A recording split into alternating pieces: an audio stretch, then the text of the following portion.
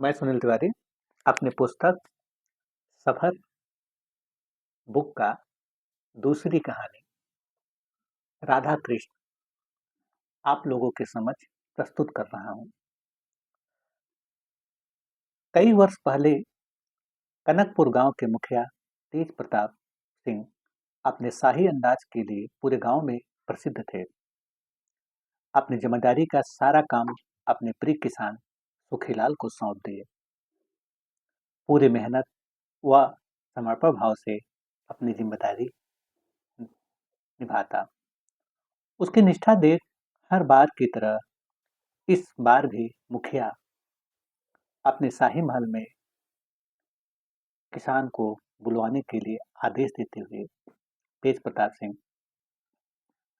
जाओ ससम्मान के साथ सुखीलाल को मेरे पास ले आओ। नौकर सुखीलाल को दरबार में लेकर आते हुए तत्क्षण सर झुकाकर अभिनंदन करते हुए, सुखीलाल, देवतुल मुखिया, मेरा प्रणाम स्वीकार करिए। मुस्कुराते हुए मुखिया तेज प्रताप, इस बार भी औसत से ज्यादा अन्न उत्पन्न कर तुमने साबित कर दिया तुमसे कुशल किसान और कोई नहीं। सुखीलाल, हुजूर, आपके आशीर्वाद, प्रभु की कृपा से ये सब कुछ मुमकिन हुआ।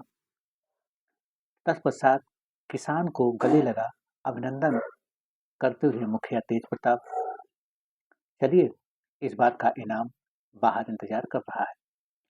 किसान बाहर दो नए बैलों की जोड़ी देख प्रसन्नता से झूम उठा। तेज प्रताप, बस बस सुखीलाल, कल से तुम इन्हीं बैलों से जुताई का शुभारंभ करोगे। सुखीलाल बड़े बेसब्री से सुबह का इंतजार करता है। रात बीतते ही सुबह की पहली किरण अपनी समा बिखेरते हुए चिड़ियों की मीठी धुन को सुनते हुए किसान अपने बैलों के साथ खेत में हल जोतने के लिए पहुंचता है। अपने बेटे को हल पकड़ाते हुए सुखीलाल, बेटा, एक किसान का धन उसका हल है, इससे प्रेम करो, बदले में ये तुम्हें सब कुछ देगा। कृष्ण, जी पिताजी। इतना कहते हुए हल पकड़ आगे बढ़ता है। तभी जुताई के दौरान एक अंगूठी दिखाई पड़ती है। कृष्ण अंगूठी उठाते हुए, कृष्ण, पिताजी, ये देखिए अंगूठी। सुखीलाल, अरे, ये बड़ी कीमती अंगूठी है। कृष्ण, पिताजी, इसे मैं राधा को भेंट दूंगा। सुखीलाल, कौन राधा बेटा? कृष्ण, मुखिया की बेटी राधा। सुखीलाल, जाओ अपनी खुशी पूरा करो। भागते हुए सुंदर वन में पहुंचता है, जहां राधा अपनी सहेलियों के साथ खेल रहे थे। कृष्ण को देखते ही राधा, अरे कृष्ण, कौन सी खुशी लिए भागे जा रहे हो? कृष्ण, राधा, मेरी खुशी को स्वीकार कर मुझे खुश कर। राधा, अरे वाह, इतनी खूबसूरत अंगूठी। कृष्ण, मेरे लिए इसकी शोभा तब बढ़ेगी जब ये तेरे अंगुलियों की शोभा बढ़ाएगी। राधा, मेरी शोभा तो कृष्ण है जो मेरी आत्मा में निवास करता है। इतना सुनते ही राधा की सहेली आनंदी मुस्कुराते हुए, आनंदी, बस भी करो, ये कौन से प्रेम की दुनिया है जिसमें तुम दोनों बहते जा रहे हो? राधा, आनंदी, ये तुम नहीं समझोगी। मेरे कृष्ण की छवि मुझे हर जगह दिखती है, इन लहरों में, इन हवाओं में, फूलों की खुशबू में, यहाँ तक कि मेरे सांसों में। आनंदी, मुझे तो कुछ भी नहीं दिखता। कृष्ण, बंद आंखों से कुछ नहीं दिखता। सच पूछो तो ये रोशनी तुम्हारी आंखों में भी बसी है। बस इन नहीं के पर्दा को अपनी आंखों से निकाल दीजिए। राधा, कृष्ण, कल तेरा सुंदरम झील के पास इंतजार करूंगी। आते वक्त अपनी बंसी जरूर लेते आना। कृष्ण, राधा, मेरी बंसी की संगीत धुन की लहरें तेरे कदम चूमने के लिए बेताब है। राधा, तो इन लहरों से कहिए अभी इंतजार करे, अभी मैं कृष्ण की छाँव में आनंदित होकर प्रेम की बरसात में स्नान कर रही हूँ। इतना कहते हुए अपनी सहेली के साथ चली जाती है। अगली सुबह सुंदरम झील के पास कृष्ण अपनी बंसी को बजाने लगता है। उस दौरान राधा का दिल धड़कने लगता है। उसे अपने प्रीतम की आहट लग जाती है। अपने मन में कृष्ण की यादों को एहसास करते हुए राधा, मेरे प्रीतम की संगीत ध्वन मेरे अंदर बज रही है। मुझे जल्द ही पहुंचना होगा। भागते भागते उस वो सीधे सुंदरम झील के पास पहुंचती है।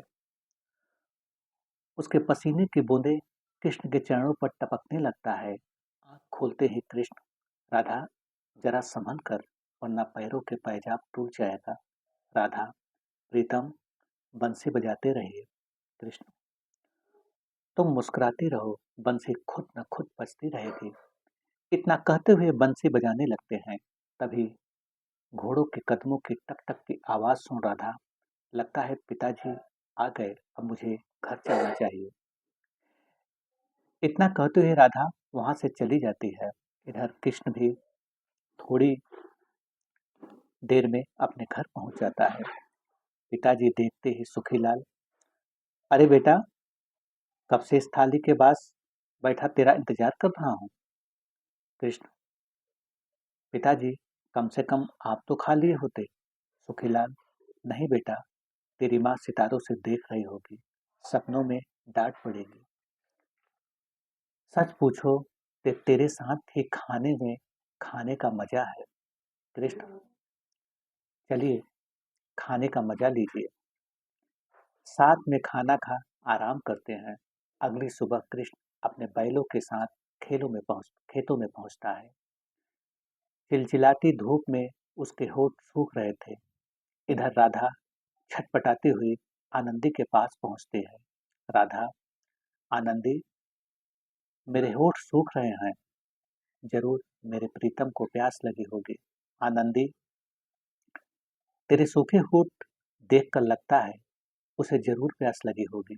तत्पश्चात पीतल के लोटे में पानी ले खेत में पहुंचती है। देखते ही कृष्ण, इतनी धूप में यहाँ आने की क्या जरूरत थी। राधा, मेरे होठ सूखे जा रहे थे। पहले राधा को पानी पिलाता, फिर खुद पीता है। लेकिन उसी दौरान मुखिया का मुनीम बंसीधर ये सब देख लेता है। वो सीधा मुखिया के पास जाता है। बंसीधर, मुखिया जी, अकेले में कुछ जरूरी बात है। तेज प्रताप, ठीक है, तुम लोग जाओ। सबके हटते ही मुखिया, तेज प्रताप, बोलो बंसीधर, क्या बात है। बंसीधर, मुखिया जी, मुझे लगता है राधा बिटिया कृष्ण को पसंद करती है। गुस्से में तमतमाते हुए मुखिया तेज प्रताप, अपनी काली जबान को लगाम दे, वरना ये तलवार बरसों से खून की प्यासी है।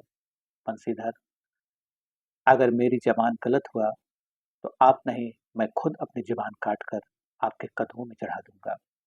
इतना कहते हुए मुनि चला जाता है। और थोड़ी देर में राधा आनंदी के साथ महल पहुंचती है। उसे देखते ही तेज प्रताप, राधा, क्या सच है कृष्ण को पसंद करती है। इतना सुनते ही राधा शांत हो जाती है। तभी उसकी माँ करुणावती, ये आपको क्या हो गया है, जरूर किसी ने भड़काया है।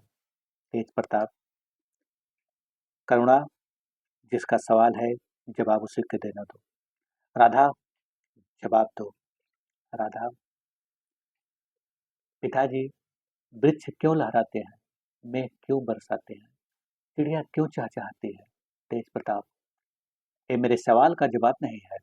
राधा, आप अपने अंतर आत्मा में देखिए तो दिखाई पड़ेगा कि झूमने व बरसने में आनंद मिलता है। तेज प्रताप, याद रखना, अगर ये सच हुआ तो न लहराने के लिए वृक्ष बचेगा, न ही चहकने के लिए चिड़िया बचेगी। सब कुछ खत्म हो जाएगा। उसी दिन कृष्ण की काली रात का अंत हो जाएगा। राधा, मेरा कृष्ण मेरे अंतरात्मा में है। बेवजह आप बाहर खोज रहे हैं। जिस शरीर को मारने की बात कर रहे हैं, उसका सदियों से जन्म मरण तो हो रहा है। तेज प्रताप, तो ऐसे नहीं मानेंगे। आज से तेरा बाहर जाना बंद। तत्पश्चात क्रोध में तमतमाते हुए मुखिया सीधा सुखीलाल के घर पहुंचता है। तेज प्रताप, तो अपने बेटे को इतना बड़ा क्यों किया? उसकी बलि चढ़वाने के लिए? सुखीलाल, मुखिया जी, ऐसी कौन सी भूल हो गई मुझसे? तेज प्रताप, ये भूल नहीं बल्कि अपराध है। पूछ अपने बेटे से। कृष्ण, कृपा करके आप ही बताइए, ऐसा कौन सा अपराध मैंने किया जो मुझे नहीं पता? तेज प्रताप, बता, राधा से तेरा क्या संबंध है? मुस्कुराते हुए कृष्ण, जो संबंध शरीर का आत्मा से, मेघ का बरसात से, समुन्दर का जल से और वृक्ष का जड़ से है। तेज प्रताप, तो याद रखना, अगर तेरा मनहूस शक्ल मुझे दिखा तो मौत से तेरा संबंध मैं बनाऊंगा। तभी सुखीलाल भावुक होकर, सुखीलाल, मुखिया जी अभी नादान है, अगर इसकी वजह से आपके दामन पर दाग लगा तो इस दामन को मैं अपने खून से साफ करूंगा। तत्पश्चात मुखिया चला जाता है। तभी सुखीलाल भावुक होकर, सुखीलाल, बेटा, मेरा जीवन अब तेरे हाथ में है। या तो तू राधा को भुलाकर मुझे जीवन देगा या मौत देगा। कृष्ण, पिताजी, सूरज का वजूद उसकी रोशनी से है। यदि उसकी रोशनी ही खत्म हो जाएगी तो उसका वजूद ही खत्म हो जाएगा। आप, अब जैसी आपकी इच्छा, राधा बिना कृष्ण का कोई वजूद नहीं। तत्पश्चात शाम ढलने लगती है। जब रात अपनी चरम सीमा पर थी, तभी कृष्ण के होठ सूखने लगते हैं। उसकी सांसें रुकने लगी। उसकी छटपटाहट देख सुखीलाल घबराते हुए, बेटा, तुझे क्या हो गया? इतना कहते हुए सुखीलाल अपने बेटे को गले लगा लेता है। तभी लड़खड़ाते हुई जबान से कृष्ण, मेरी राधा प्यास से तड़प रही है, थोड़ी देर और हुआ तो हम दोनों की सांसें थम जाएगी। उसके पवित्र प्रेम को देखकर सुखीलाल की आंखों से प्रेम के आंसू टपकने लगता है और दौड़ता हुआ पानी ला कर देता है। सुखीलाल, जा बेटा जा, अपनी राधा के पास। तत्पश्चात अंधेरी रात, तेज हवा के झोंकों में कृष्ण अपनी राधा से मिलने के लिए निकल पड़ता है। उस रात उस प्रेमी के प्रेम को देखकर ऐसा लग रहा था जैसे उसके आंसुओं से आनंद की बरसात हो रही हो। थोड़ी देर में महल पहुंच जाता है। उसके कदमों की आहट से राधा को आभास हो गया। अंतर दोनों प्रेमी एक दूसरे को आलिंगन करते हुए एक दूसरे की प्यास बुझाते हैं। तभी राधा घबराहट से, आपको यहाँ नहीं आना चाहिए था कृष्ण, इसलिए कि पकड़ा जाऊंगा तो मारा जाऊंगा। तो मौत से वो डरते हैं जो जीना नहीं जानते। राधा, आंखों में ज्योति नहीं तो किस काम की आग, समुंदर में जल नहीं तो किस काम का समुंदर। ऐसे ही कृष्ण बिना राधा नहीं। कृष्ण, जिनके प्राणों में प्रेम की संगीत धुन बज रही हो, वो कभी बिछड़ते नहीं। उनका संगीत तो पूरी कायनात में बसता रहता है। राधा, वो संगीत ही कहाँ जब प्राणों का अंत हो गया। कृष्ण, प्राण तो उस परम पिता के आंखों की ज्योति है जो पुनः उसी ज्योति में समा जाती है। इतना कहते हैं दोनों एक दूसरे के गले लग जाते हैं। तभी उनकी आहट सुन तेज प्रताप की नजर उन पर पड़ जाती है। जो ही कृष्ण महल से बाहर निकलता, मुखिया उसका पीछा कर लेता है। अवंता उसके नौकर कृष्ण को बंदी बना लेते हैं। तेज प्रताप, मैंने तुमसे कहा था, जिस दिन तू मेरी आंखों के सामने होगा वो दिन तेरे जीवन का आखिरी दिन होगा, और आज वो घड़ी आ गई है। कृष्ण, मुखिया, आपको नहीं पता कि मौत भी फूलों का हार बनकर मुझे सुशोभित करने के लिए बेताब है। तेज प्रताप, तो ठीक है, आखिरी बार अपने ईश्वर को याद कर लो। कृष्ण, मेरा ईश्वर तो हर जगह है, यहाँ तक कि तुझमें भी मुझे उसी का दर्शन होता है। तेज प्रताप, तो इस ईश्वर से मौत रूपी प्रसाद को ग्रहण कर। इतना कहते हुए कृष्ण के सीने से तलवार खुसेड़ देता है उसके मुंह से खून की बूंदें टपकने लगता है। तभी कहराते हुए कृष्ण, आए मेरे मालिक, मेरे प्रेम को स्वीकार कर, मुझे राधा से जुदा मत कर। तभी तेज बिजली की कड़ाहट होती है, धरती फट जाती है, कृष्ण उसी में समाने लगता है। और ऐसी स्थिति को देख सबकी रूह कांप उठती है। अंततः सब के सब वहां से भाग खड़े होते हैं। महल पहुंचते ही मुखिया तेज प्रताप, करुणा, क्या हुआ? तुम्हारे चेहरे पर घबराहट किस बात की? करुणा, पता नहीं राधा को क्या हो गया है, वो कुछ बोल नहीं पा रही है। तत्पर तत्क्षण मुखिया राधा का कमरे में पहुंचता है। उसे कृष्ण के सिवा कुछ याद ही नहीं था। वो प्रेमी की यादों में आंसू ऐसे बहा रही थी जैसे पूरा सागर उसकी आंखों में समा गया हो। तभी मुखिया मुस्कुराते हुए, तेज प्रताप, तेरा कृष्ण मर चुका है, अब याद करने में क्या फायदा, अच्छा है भूल जाओ। राधा, पिताजी, आप कहेंगे कि सूरज की रोशनी गुम हो गई तो क्या मैं मान जाऊंगी, क्योंकि ये रोशनी का अंत कभी होता ही नहीं। तेज प्रताप, तो ठीक है, इंतजार कर, उस रोशनी का कभी नसीब हुआ तो बताना। राधा, वो रोशनी अब भी मेरे अंदर है। गुस्से में फुफकार लेते हुए मुखिया सीधे अपने कमरे में चला जाता है। अगली सुबह सूरज की अनुपम रोशनी अपनी छटा बिखेरते हुए अपने बैलों के साथ सुखीलाल प्रसन्न मुद्रा में, तभी मुखिया को देखकर सर झुकाकर प्रणाम करता है। तेज प्रताप, सुखीलाल, आज से जुताई शुरू करिए, अगले 15 दिनों तक जुताई हो जानी चाहिए। सुखीलाल, जी हजूर। तेज प्रताप, आज कृष्ण को साथ नहीं लिए? वो है कहाँ? सुखीलाल, वो मेरा बेटा नहीं रहा। तेज प्रताप, मैं कुछ समझा नहीं। सुखीलाल, मेरे बेटे से पहले वो ऐसा प्रेमी है जिसकी ज्योति मालिक के दरवाजे पर रोज जलती है, जिससे उठता हुआ धुएं से आकाश सुशोभित हो रहा है। तेज प्रताप, तो याद रखना, उस धुएं से इसकी ज्योति कभी बाहर नहीं निकलेगी। सुखीलाल, कहीं ऐसा न हो ये ज्योति ही ज्वाला बन सब कुछ भस्म कर दे। इतना कहते हुए सुखीलाल खेत की तरफ चला जाता है। ज्यों ही हल चलाने के लिए आगे बढ़ता है, खेत में से खून की धारा बहने लगती है। ये देख सब के सब दंग रह जाते हैं। तभी सुखीलाल, जरूर यहाँ पर कोई बड़ा पाप हुआ है। ये सब देखकर वंशीधर सीधा मुखिया के पास पहुंचता है। वंशीधर, हुजूर, उस प्रेमी का कहर सब कुछ ले डूबेगा। तेज प्रताप, क्या हुआ? वंशीधर, हल चलाने के दौरान खेत से खून की धारा निकल रहा है। तेज प्रताप, तुम होश में तो हो? ऐसा कभी हो ही नहीं सकता। वंशीधर, तो चलिए आप स्वयं देखिए। तत्पश्चात सब के सब खेत में पहुंचते हैं। अपने आंखों से खून की धारा देख दंग रह जाते हैं। उसी दौरान जब नजर आगे पड़ती है तो एक वृक्ष को देख, तेज प्रताप, यहाँ पर वृक्ष कहाँ से आ गया?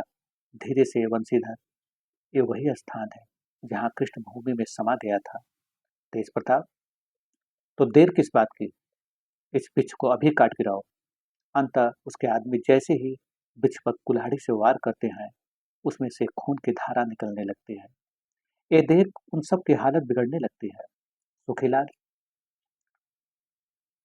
मुझे पता है ये खून मेरे बेटे का है, जो अभी भी इस वृक्ष के रूप में हमारे सामने खड़ा है। तेज प्रताप, कुछ तो उपाय खोजो, वरना यही हाल रहा तो सब के सब भूखे मरेंगे। सुखीलाल, एक ही उपाय है, राधा को कृष्ण से मिला दो। तेज प्रताप, ये संभव नहीं है। सुखीलाल, अगर और देर हुआ तो इनका कहर हम सब पर बरसेगा। तेज प्रताप, मैं खुद एक कहर हूँ, मुझ पर किसी भी कहर का कोई प्रभाव नहीं पड़ेगा। इतना कहते हुए मुखिया वहां से चला जाता है। वो सीधा गांव के प्राचीन पुरोहित केशव चंद के पास जाता है और सर झुकाकर प्रणाम करते हुए, तेज प्रताप, पंडित जी, मेरे सामने एक अनोखी मुसीबत आ खड़ी हो गई है। केशव चंद, कैसी मुसीबत? तेज प्रताप, मैंने अपने किसान के बेटे कृष्ण जो मेरी बेटी राधा से प्रेम करता था, उसे मैंने मार डाला, जो मेरी आंखों के सामने ही भूमि में समा गया, और अब वही एक विशाल वृक्ष के रूप में खड़ा है।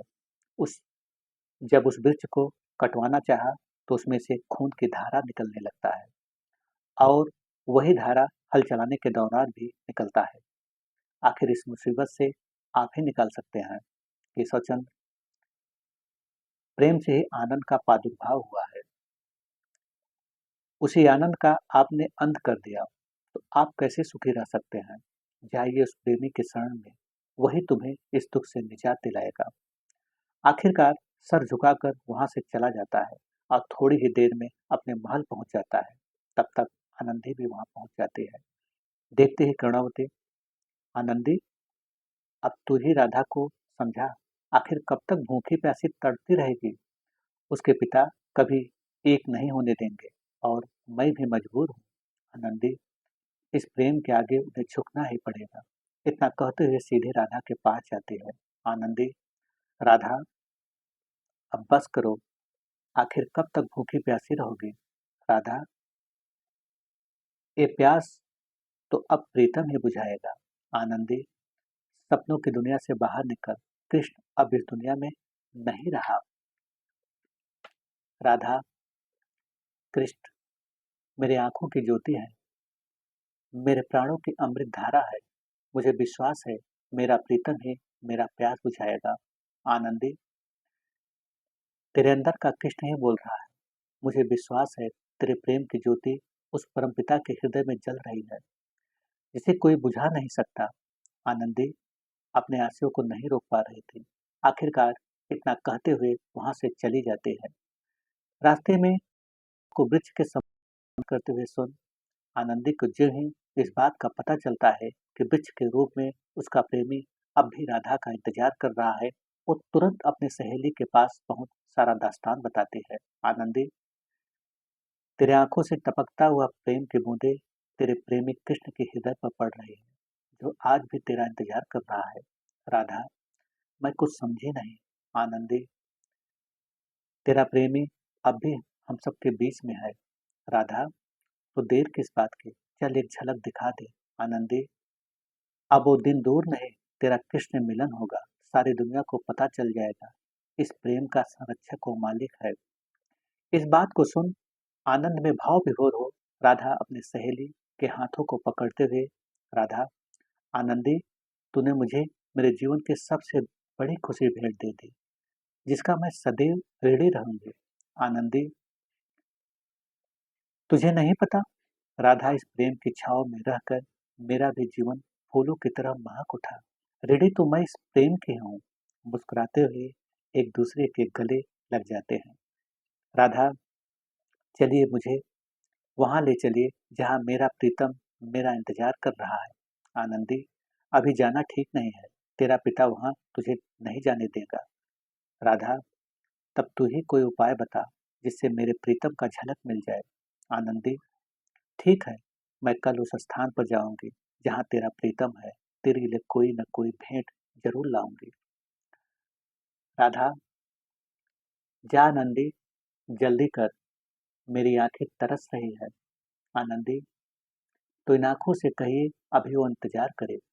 इतना कहते हुए आनंदी वहां से सीधे उस स्थान पर पहुंचती है। आनंदी, उसी वृक्ष की लोग बात कर रहे थे जिसमें कृष्ण अब भी मौजूद है। वृक्ष के समीप पहुंच आंचल फैलाते हुए आनंदी, मुझे नहीं पता इस वृक्ष के रूप में कौन है, पर यदि आप ही कृष्ण हैं तो राधा की आंखों का आंसू ले मैं आपके पास आई हूँ। नतमस्तक हो रोने लगती है। तभी एक पत्ता उसके आंचल में गिरता है। आनंदी, मुझे राधा की आंखों का ज्योति मिल गया, अब मुझे जल्द ही पहुंचना होगा। इतना कहते हुए सबकी नजर बचाते हुए राधा के पास पहुंचती है। राधा, तू आ गई, कब से आंखें तरस रही है।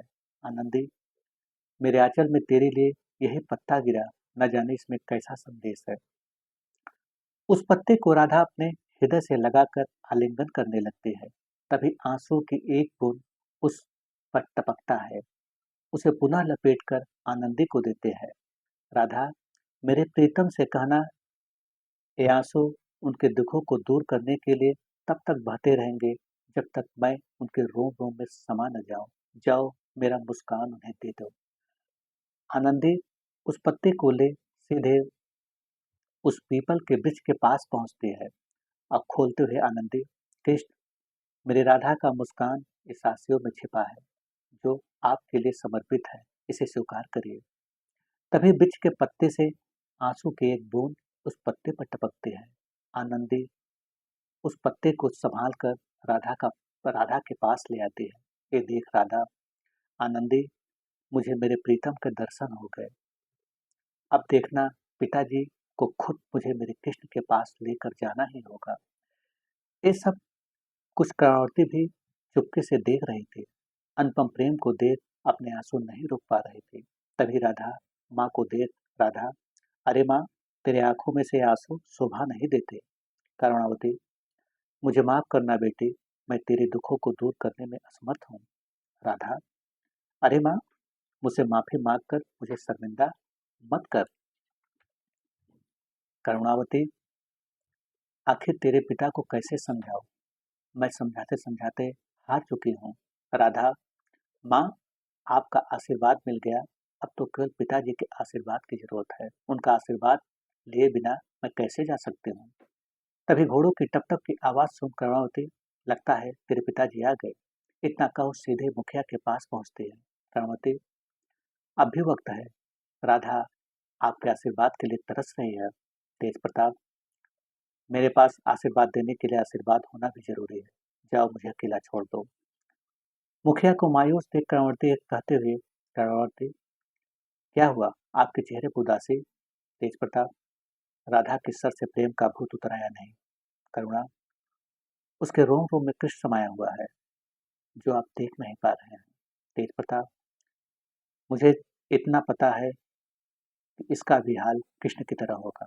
उसी दौरान महल के सामने गांव की सारी जनता एकत्रित हो जाती है। उनकी आवाज सुन मुखिया तेज प्रताप, क्या हुआ? वंशीधर, गांव के सारे कुआं सूख चुका है। सबके सब प्यास से बाकुल है। अगर अब देर हुआ तो अनर्थ हो जाएगा। तभी पंडित केशव चंद्र, अब भी वक्त है, राधा को कृष्ण से मिला दो, वरना इसका उसका जितना आंसू निकलेगा उतना अनर्थ होता चला जाएगा। तेज प्रताप, चाहे कुआं सूखे, चाहे सैलाब आए, तेज प्रताप इनका मिलन नहीं होने देगा। तो सुखीलाल, तो ठीक है, सारी जनता यहीं रहेगी। तू एक एक को मरता हुआ देख। अंततः प्यास से व्याकुल जनता तड़पने लगती है। ऐसी स्थिति देख मुखिया जी की रूह कांप उठी। वो सीधे अपनी बेटी राधा के पास जाता है। तेज प्रताप, राधा बेटी, अब बस फिर कर। तेरे आंसुओं ने मेरे अहंकार को सदैव के लिए तोड़ दिया है। अब तेरे हर एक आंसू का ऋण अदा करना है। चल मेरे साथ अभी अपने कृष्ण के पास। इतना सुनते ही राधा आनंद से मग्न हो गई। उसके चेहरे से मुस्कुराहट, ऐसा लगता मानो चांद जमी पर आ गया। आखिरकार पूरी जनता राधा के साथ साथ चल पड़ती है। उसके प्रेम के आंसू टपक टपक कर जमीन पर गिर रहे थे। उसके कदमों के आहट से उस कृष्ण रूपी पीपल के वृक्ष में जल की धारा बहते बहते राधा के कदमों के पास आ गया। आखिरकार राधा ने उस प्रेम रूपी जल से अपनी प्यास बुझाई। तेज प्रताप, जा बेटी अपने कृष्ण के पास। राधा के कदम धीरे धीरे उस वृक्ष की तरफ बढ़ने लगता है और शांत वृक्ष के पत्ते गिरने लग गए और उसे अपने प्रीतम के दर्शन हो गए। और ज्यों ही एक कदम करीब पहुंची, त्यों ही पीपल का वृक्ष फट गया और राधा उसे वृक्ष में सदैव के लिए समा जाते हैं। कहते हैं आज भी राधा कृष्ण प्रत्येक पीपल के वृक्ष में मौजूद है, जिनकी सदैव से आराधना होती चली आ रही है। प्रेम का ऐसा दर्शन पा जनता के आंसू ऐसे झलक रहे थे जैसे सावन का महीना आ गया हो।